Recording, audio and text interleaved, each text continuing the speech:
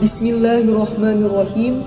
Assalamualaikum warahmatullahi ta'ala wabarakatuh. Alhamdulillahi hamdan katsiran tayyiban mubarakan fih kama yuhibbu rabbuna wa yardah. Ashhadu an la ilaha illallah wa ashhadu anna Muhammadan abduhu wa rasuluh la nabiyya wa la rasulahu ba'da. Qala Allah ta'ala fil Qur'anil Karim, A'udzu billahi minasy syaithanir rajim. Bismillahirrahmanirrahim. Alif lam ra. Tilka ayatul kitabi wa Qur'anin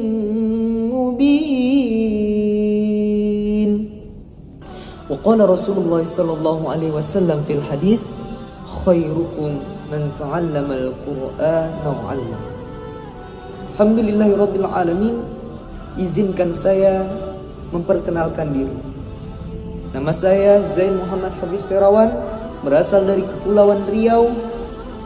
Saya dari Fakultas Dakwah, Prodi Manajemen Dakwah. Saya berasal dari kelas dakwah B, yang insya Allah pada kali ini saya ingin menyampaikan sebuah materi dari mata kuliah Ulumul Quran, yaitu dengan judul Serba-serbi Al-Quran dan Sejarahnya. Ma'asyiral muslimin rahimakumullah, Al-Quran merupakan istilah dari bahasa Arab yang memiliki arti bacaan. Al-Quran diturunkan oleh Allah melalui malaikat Jibril. Al-Quran diturunkan secara berangsur-angsur di dua kota besar umat muslim, apalagi kalau bukan kota Makkah dan Madinah. Sejak tahun 610 Masehi sampai kematian Nabi Muhammad sallallahu alaihi wasallam yang tiba yaitu pada tahun 632 Masehi. Isi atau tubuh dari Al-Quran disusun dalam bentuk bahasa Arab klasik. Hal ini juga diyakini merupakan transkrip literal dari Allah Subhanahu wa taala yang kemurnian atau keasliannya sangat terjaga. Hal ini bahkan dijanjikan dalam Al-Quran itu sendiri pada surat Al-Buruj ayat 21 dan 22. Allah Subhanahu wa taala berfirman, "Bal huwa Qur'anun Majid fi lauhim mahfuz." Apa kata Allah? Allah mengatakan, bahkan yang didustakan itu ialah Al-Quran yang mulia, kata Allah, yang tersimpan dan terjaga dalam lauh mahfuz. Tentunya para sahabatku sekalian, Al-Quran perkataan yang muncul dalam bentuk berbeda dan berbagai arti. Banyak ahli sejarawan yang mengatakan istilah Al-Quran merupakan padanan dalam bahasa Syria yang artinya membaca kitab suci atau pembelajaran. Terlepas dari itu, kata Al-Quran menjadi istilah dalam bahasa Arab. Dalam ayat lain, istilah Al-Quran merujuk pada salah satu hal yang dibacakan oleh Nabi Sallallahu Alaihi Wasallam. Konteks ini terlihat dalam surat Al-A'raf ayat 203 dan 204 yang berbunyi, A'udzubillahi minasyaitonirrajim. Bismillahirrahmanirrahim.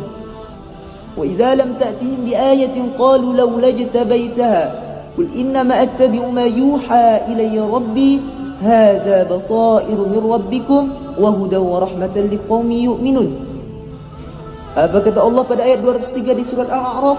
Dan apabila engkau Muhammad tidak membacakan suatu ayat kepada mereka, mereka berkata, mengapa tidak engkau buat sendiri ayat itu?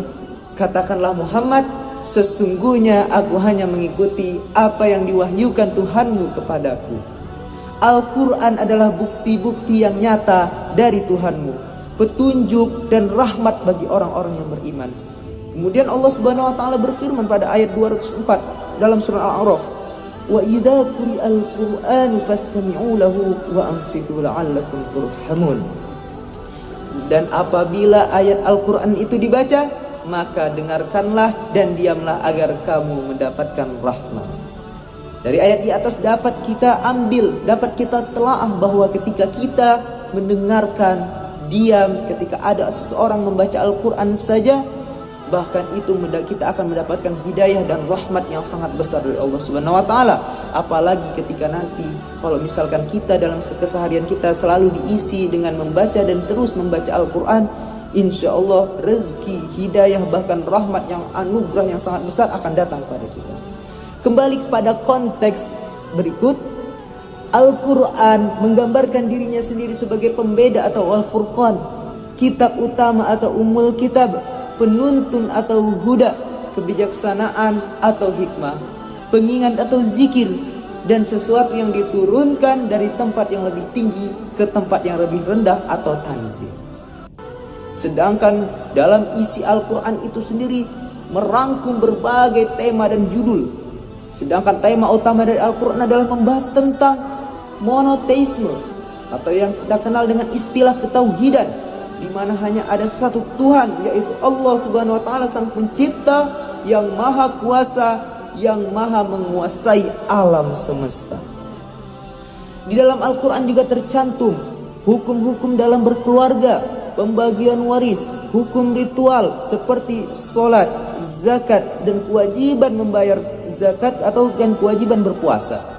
Kemudian ada juga larangan-larangan untuk mengkonsumsi hal-hal yang diharamkan, seperti memakan babi, meminum anggur, dan sebagainya, berjudi, maupun yang lain-lain.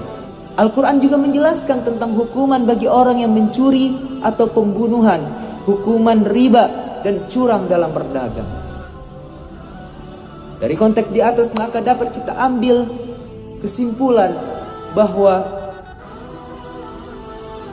Al-Quran merupakan sebuah pedoman, merupakan sebuah petunjuk yang diwahyukan oleh Allah Subhanahu wa taala kepada kita umatnya Nabi Muhammad sallallahu alaihi wasallam, di mana di dalam Al-Quran tersebut terdapat berbagai bentuk hukum, tema, dan judul-judul yang insya Allah bisa kita jadikan penguat diri dalam keseharian kita, dapat kita jadikan pedoman, sehingga insya Allah kita dapat hidup lebih baik, bermartabat, dan bernegara yang baik. Dari sini saya Zain Muhammad Hafiz Herawan memohon undur diri. Cukup sekian yang bisa saya sampaikan. Semoga apa yang saya sampaikan bermanfaat dan mudah-mudahan bisa diambil yang baiknya dan disampaikan kepada keluarga dan saudara-saudara kita. Wal afu minkum. Assalamualaikum warahmatullahi taala wabarakatuh.